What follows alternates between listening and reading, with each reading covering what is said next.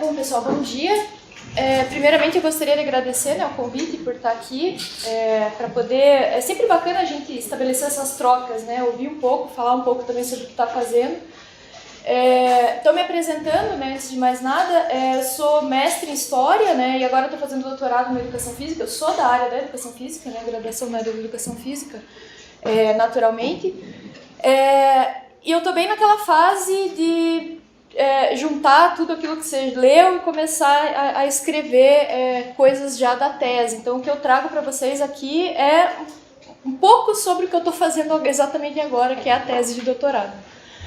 Meu orientador é o professor André Capraro, né? E, então, desde o mestrado, o professor André Capraro trabalha com literatura e eu venho meio que tentando acompanhá-lo nesse sentido. Então, no mestrado eu trabalhei com Nelson Rodrigues, né, as crônicas, contos, roteiros de teatro também. E agora a gente mudou um pouco para um autor inglês, né, que é o Nick Hornby. Então, assim, a nossa ideia original, né, pensando nessa tese, seria trabalhar com uma obra em específico do Nick Hornby, que é essa até da imagem, né, que é Fever Pitch, ou, né, em português aqui, o Febre de Bola, que, sendo bem honesta, assim, a diferença de linguagem entre a versão em português e a versão em inglês é muito sutil, assim. O Christian Schwartz, que é o tradutor, né, dessa obra para o português, ele fez um trabalho muito semelhante com o original, assim, então a diferença é bem sutil. Aí, por uma questão de maior facilidade, né, visto que mesmo que você fale inglês, obviamente a leitura é muito mais rápida e dinâmica na sua língua de origem, né? Eu acabo trabalhando mais com a versão em português, até porque não tem tanta diferença nesse sentido. Então, a nossa ideia original era trabalhar com uma análise dessa autobiografia, né? Então, esse livro, Febre de Bola, na verdade é uma autobiografia do Nick Hornby, em que ele conta a vida muito relacionada ao futebol, né? São pequenas crônicas, assim, a gente pode pensar. Mais pra frente tem até a descrição ali, mais ou menos, do livro, em que ele vai contar, né, enquanto uma autobiografia, vai falar da sua própria vida, porém, todos os fatos vão estar relacionados ao Arsenal, né, que é o time pro qual ele torce. E aí, a minha ideia, e daí como alguns de vocês, acho que já estão até cansados de me ouvir falar sobre o que a gente está desenvolvendo na tese, a minha ideia original seria falar um pouco mais das particularidades da autobiografia, né, propriamente, do que num viés mais amplo. E aí acho que eu, enfim, preparei a fala para 15 minutos, mas agora liberar, né, meia hora. Mas enfim, então esse título, né, provisório, até porque, né, parênteses de novo, né, nessa fase de escrita da tese, espero pelo menos que as pessoas já tenham passado por isso, de atraso a prazo para entregar para o orientador, enfim. Então, é um título que muito provavelmente vai mudar, mas é a última das minhas preocupações nesse momento. Então, vamos lá. O Nick Hornby é esse senhor, né? Ele nasceu em 1957. E, assim, ele se aproxima muito, que é o que eu vou falar um pouco mais adiante, pensando nessa literatura contemporânea, essas temáticas que são desenvolvidas nessa literatura contemporânea, ele usa um linguajar muito próximo do linguajar falado, né, dessa linguagem coloquial. Então, muitas vezes, não só na autobiografia, como em outros textos dele, dá a impressão que ele está transcrevendo o que ele está pensando. Então, assim, pensando que a gente está escrevendo algo, né, você vai lá, edita, muda aquilo que você está escrevendo, pensa sobre. E ele se utiliza exatamente desses recursos. E talvez até numa expectativa de se aproximar mais desse leitor, né? Então, ele usa, volta e meia, termos como sei lá, reticências, vai isso. Como se você estivesse pensando ou falando sobre aquilo, né? Que é algo que você não tem como apagar, o que você já disse. Ao passo que, na medida em que você está escrevendo, você consegue. Então ele é formado, né, em inglês, ele é um professor de inglês que por muito tempo da vida se vê frustrado, né, porque não é exatamente aquilo que ele quer fazer, e aí lá pelas tantas ele acaba abandonando tudo e resolve ser um escritor. E aí que está a particularidade do Nick Hornby, né? Essa autobiografia dele, na verdade é o segundo livro, ele publica um livro antes, mas é o primeiro livro de sucesso. E ficou, pegando lá as listas do jornal Independent, foi publicado em 92 e ficou até em 95 no ranking dos 10 livros mais vendidos na Inglaterra. Então, é um best-seller e ele emplacou vários outros best-sellers depois desse, como Alta Fidelidade, sobre um garoto, e uma série de outros livros que ele acaba publicando, e ele, assim, é um emplacador de best-sellers, digamos. Mas a particularidade é que ele começa isso com uma autobiografia, que em geral o que acontece? A autobiografia, a biografia, enfim, via de regra, ela é publicada quando a pessoa já atinge um certo status, né, um certo nível de sucesso. E no caso do Nick Hornby, ele atinge sucesso exatamente por conta da sua autobiografia.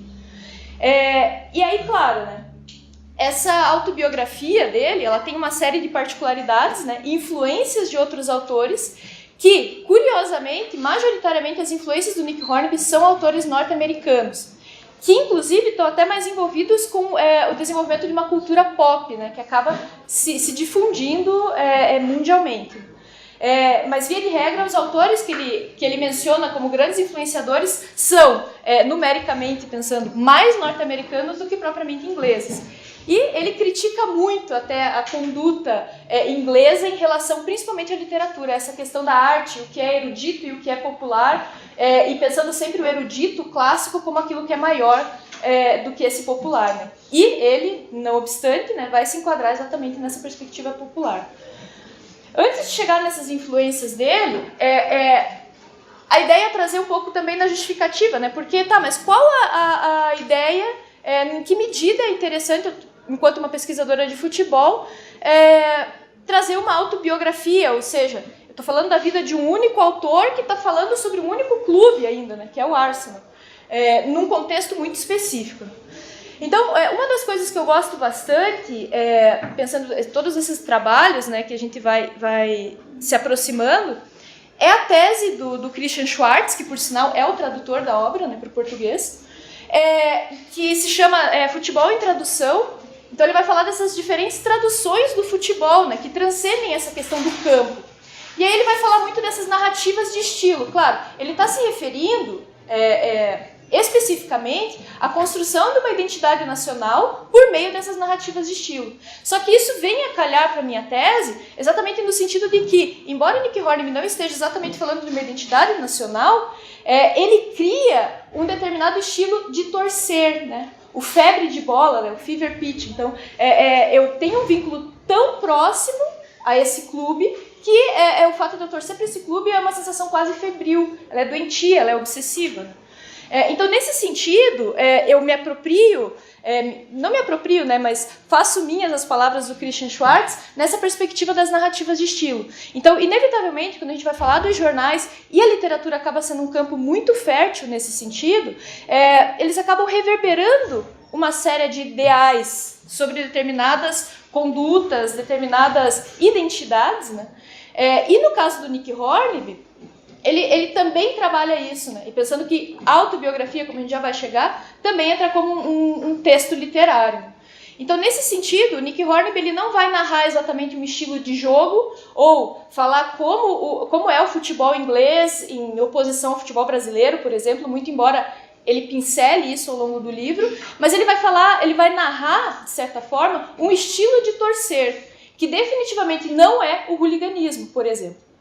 E ele até se encontra numa posição muito paradoxal, porque a Inglaterra, né, o livro é publicado em 92, o futebol inglês está passando por uma série de transformações muito tensas, né? Então, saindo daquela perspectiva em algum momento, né, na década de 80, os jogadores estavam ganhando menos do que os operários. Então, sai dessa perspectiva, né, acaba com o teto salarial e daí a gente vê o início do que a gente vê hoje, né? Esses salários astronômicos, enfim, e toda uma modificação em torno desse campo. Né? Então, o Nick Hornby ele publica num momento muito particular desse futebol inglês, né? Que é exatamente o processo de toda essa tensão, que foi muito tenso, para culminar nesse futebol espetacularizado, né? Utilizando aí a definição do Prone. Né? Então, nesse sentido, o paradoxismo, digamos, está exatamente nesse sentido. Né? Então, eu vou narrar um estilo de torcer, que definitivamente não é o hooliganismo, mas, ao mesmo tempo, eu vou criticar o aumento do preço dos ingressos, né? Porque é uma das coisas que vai acontecer inevitavelmente, muito embora, e aí eu vou criticar essa questão do consumo vinculado ao futebol, mas eu estou lançando um livro que é o produto desse futebol. desse futebol enquanto objeto de consumo, né? Que aí até, e isso fica presente muito claro assim, na obra em geral do Nick Hornby, né?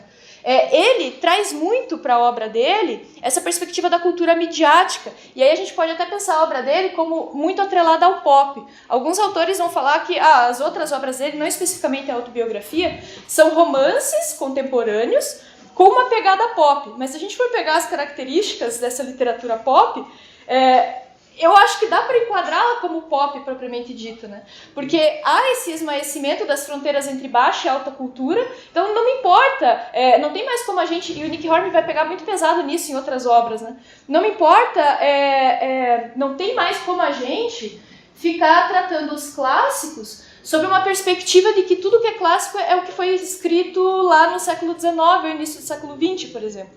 Não tem como a gente ficar atrelando o clássico à antiguidade, né? Ao ser mais antigo, ao ser antecedente. Até porque a gente está produzindo novos textos literários, e onde que isso vai se enquadrar se a gente ficar preso nesse sentido. Então ele se baseia em vários autores e em outras obras ele vai falar muito sobre isso. Então ele critica muito essa questão de por que há essa separação em que, se eu me estabeleço como autor erudito, eu sou literariamente maior do que um autor que supostamente seja mais popular.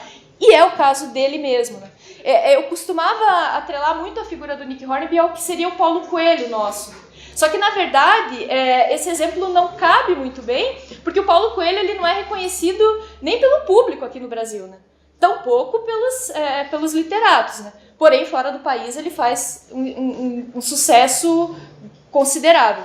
O Nick Hornby, pelo contrário, ele é bastante reconhecido no próprio país. Porém, o problema começa quando, e aí os direitos dele são da editora Penguin, né? Os problemas começam quando tentam estabelecer o Nick Hornby como um desses clássicos modernos. Aí vem os literários, os críticos literários, cara, mas espera aí, o Nick Hornby não tem como ser um clássico literário. E aí vem uma série de batalhas no sentido de discursivamente até se estabelecer, e aí nesse sentido pensando esse contexto, né, o lugar de onde o Nick Hornby está falando, faz muito sentido essa tentativa de esmaecer essas fronteiras, né? E ele faz isso ao longo da obra dele, né, não apenas aqui no Febre de Bola. E aí pensando como uma característica primordial dessa literatura pop, o vínculo com o que é contemporâneo, o que é contextual, né, uma literatura de certa forma até transparente, além disso, a característica que mais se destaca dessa literatura pop é o vínculo com as mídias, né? O que está sendo produzido do ponto de vista do consumo. Aí, nesse sentido, a gente pode pensar o futebol, e aí especificamente o caso do Febre de Bola, como um elemento desse pop, né? Um elemento pop, um elemento de consumo também. Assim como, se a gente for pegar lá o início dessa cultura pop, né? As latas de Coca-Cola, o feijão enlatado, né, norte-americano, o futebol, ele acaba, de certa forma, se aproximando dessa visão sob a perspectiva do consumo, obviamente. Então passa a ser um produto a ser vendido. Então, nesse sentido, se a gente pega lá as obras do Nick Hornby, via de regra ele vai falar das músicas pop. E ele é um aficionado pelas músicas pop. Vários personagens dele, de outras obras, vão por esse caminho também. Mas o próprio futebol, né? Puxa, mas ele foi por outro caminho. Não, o próprio futebol, de certa forma, dialoga com esse contexto literário pop, digamos, né? E aí, né? Mais uma vez, né? Mas por que pegar um único autor, né? Uma autobiografia, né? Embora a gente esteja falando das memórias de uma única pessoa, inevitavelmente, do ponto de vista do jogo social, do lugar onde essa pessoa se insere, muito do que o Nick Hornby vai falar sobre ele mesmo, sobre os pontos de vista em relação às partidas de futebol, tem também uma construção coletiva que é inegável. Então, ele está falando de algum lugar, ele sofre e influencia também, né, o meio no qual ele está inserido. Então, nesse sentido, quando a gente fala da autobiografia do Nick Hornby, a gente não está falando apenas do Nick Hornby, mas a gente está falando de um grupo de torcedores que fazem parte desse rol de onde o Nick Hornby está falando. E aí, pensando a autobiografia em específico, né, a autobiografia ela é bastante particular, digamos, né, Porque ela é completamente diferente da biografia quando a gente vai analisá-la, né? Então ela tem as particularidades dela muito evidentes. A principal delas, que é o que diferencia, é essa questão da memória, né? Então é o autor que está escrevendo sobre si mesmo, de um ponto de vista memorialístico. Então uma das necessidades é a utilização do conceito de memória para tentar compreender, para tentar analisar essa autobiografia, né? Que diferentemente da biografia, se pegar lá, por exemplo, o Rui Castro com a biografia do Nelson Rodrigues, a quantidade de fontes que ele se utiliza, ainda que não dê aquele tratamento acadêmico, etc., é surreal, é muita coisa. São 5 anos de pesquisa para escrever aquela biografia. Ao passo que a autobiografia é o autor escrevendo sobre si mesmo. E aí, vendo todos os textos que falam sobre autobiografia, um autor unânime, digamos, que é o mais utilizado, é o francês Philippe Lejeune, que vai trazer o pacto autobiográfico. Então, ele acaba sendo muito importante nesse sentido, muito embora tem um livro que tem lá alguns textos, né, que daí é o livro inteiro traduzidos para o português, e daí essa acaba sendo, de certa forma, uma dificuldade por conta da língua, né, que é o francês. E o Philippe Lejeune, ele considera a autobiografia como um gênero literário de referência, exatamente porque, entre muitas aspas, né, realidade, ele traz essa semelhança com a realidade, exatamente por conta desse pacto autobiográfico. Então, eu me comprometo, digamos, num contrato de leitura com o meu leitor, de que eu estou falando aquilo que eu considero real sobre mim mesmo. Muito embora, e aí vem a perspectiva da memória, que vem modificar tudo isso, eu esteja falando de uma espécie de ficcionalização da minha própria vida.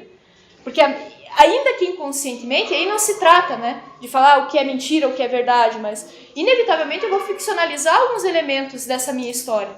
Porque é a forma como eu vou lembrar dela, né? E essa memória, ela vai passar, como Pollack diz, e uma série de outras perspectivas do Kandô também, ela vai passar por uma série de transformações ao longo do tempo, né? E outras influências que vão, enfim, cair nisso que a gente vai ler, digamos. Isso que o Philippe Lejeune chama de um gênero de referência, a gente poderia aproximar muito lá com a construção que o professor André Capraro faz na tese dele com os gêneros de fronteira, né?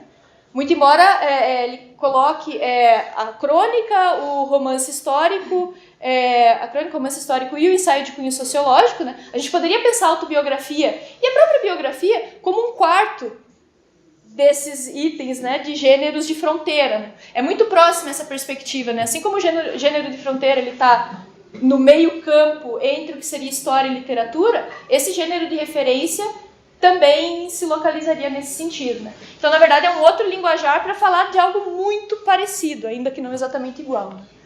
E aí ele vai falar, e o Philippe Lejeune, assim, do ponto de vista da linguística, né, gramatical, ele vai retomar uma série de elementos, ele vai atualizar isso, né, em relação à autobiografia, mas ele, de certa forma, ele lança uma definição muito simples. Veja, a autobiografia é todo texto em prosa, que daí ele foi criticado, mas não é possível escrever poesia, uma poesia autobiográfica, todo texto em prosa em que o autor é o personagem principal, né, há uma fusão entre esse personagem e o autor vai falar de si mesmo. E isso, segundo ele, nesse primeiro momento, tem que ser estabelecido. Tanto que eu coloco ali, né, afirmação de identidade.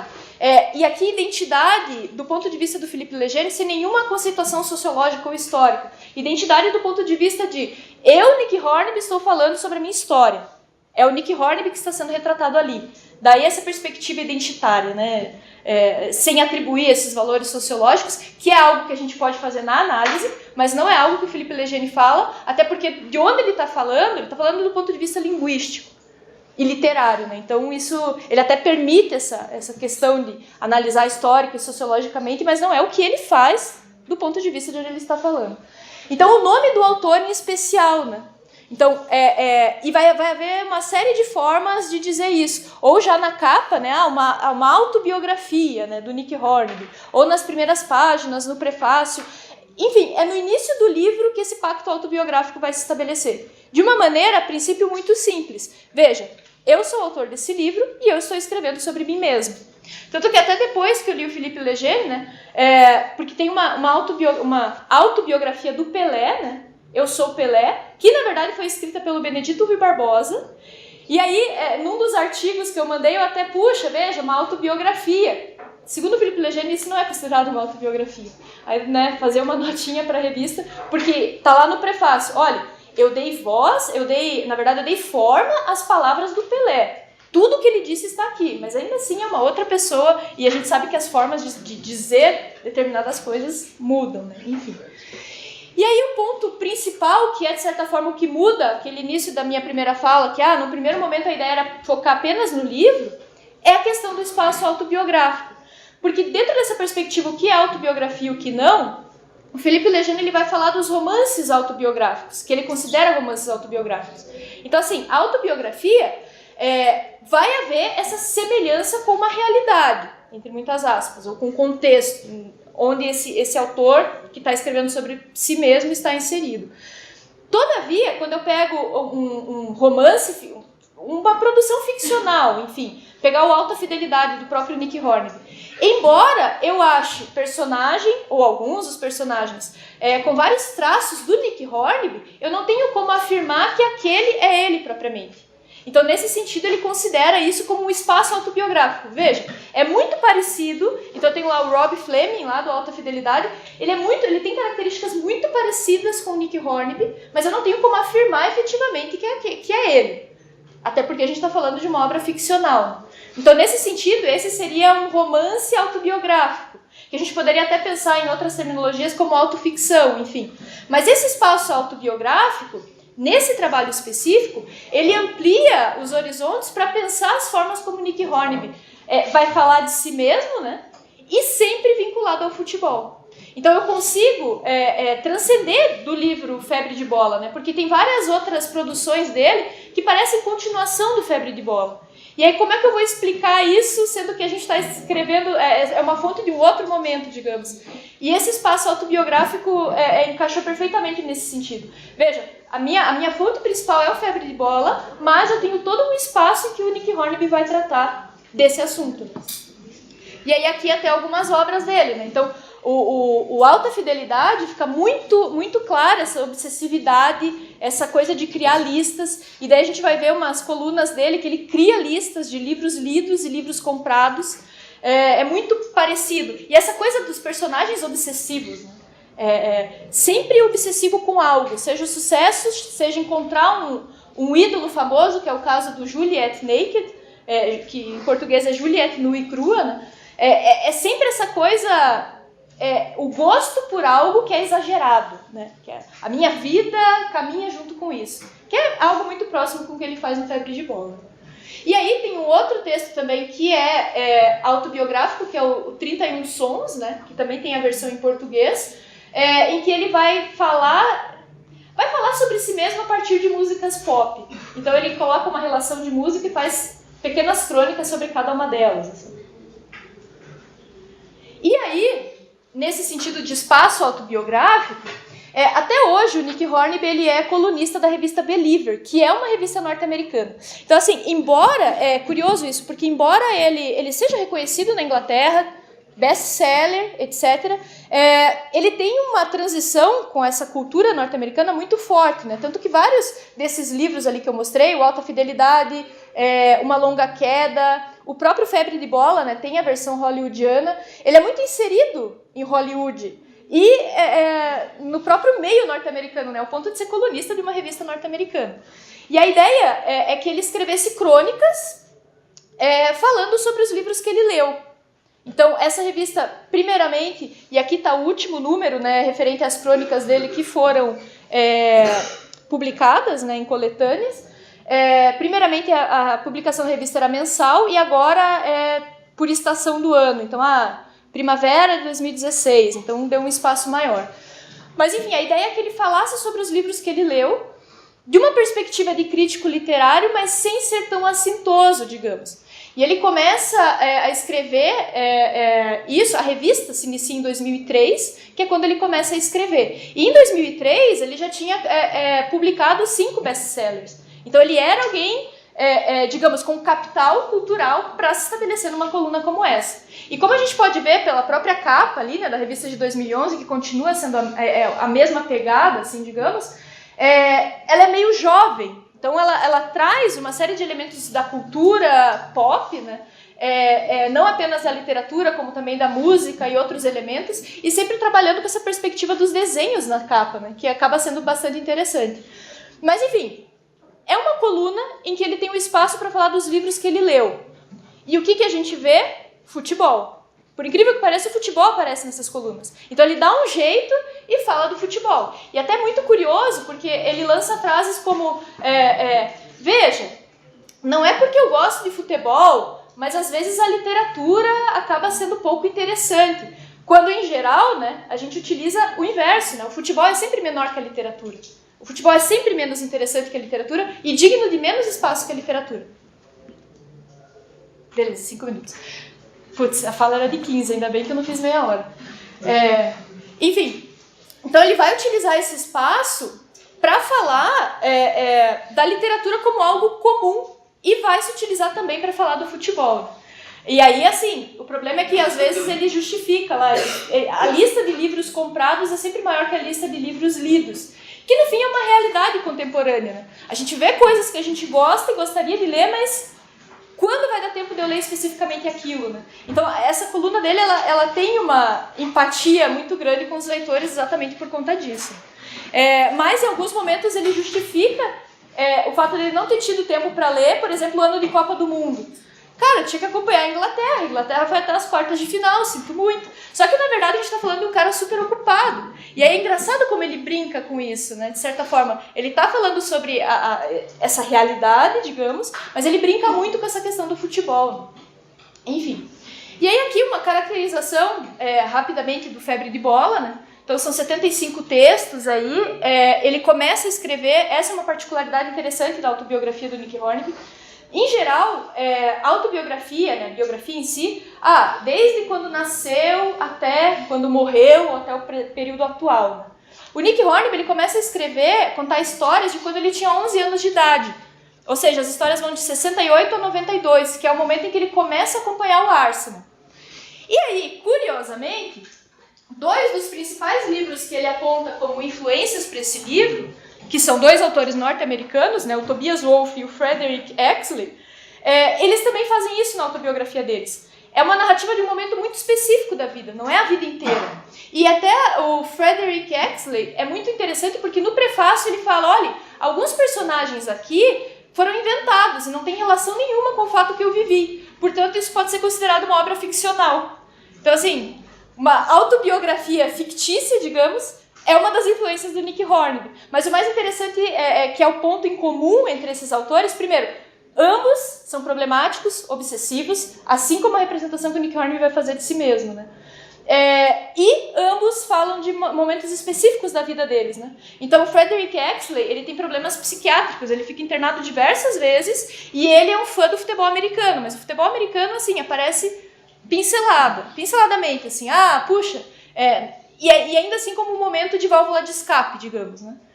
E o Tobias Wolff, ele não fala de futebol, mas ele fala da vida dele depois que a mãe dele se separa do pai dele, né? Detalhe que o Nick Hornby também tem os pais separados, né?